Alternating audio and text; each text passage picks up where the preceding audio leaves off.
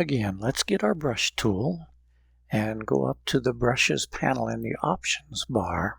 There you'll see a little gear icon, and that is a menu. In the menu, there are three things you can show or hide: brush name, brush stroke, and brush tip. Would you please check all three so you can follow along with me? This menu will let you do a lot of things that we'll show you later on in this lesson.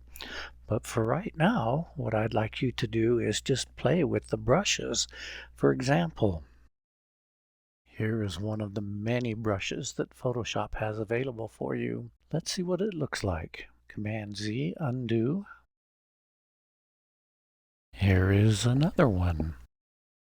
This brush has a totally different look and feel to it. So please take just a few minutes and play with some of the different brushes that Photoshop has to offer you. You'll find them quite interesting.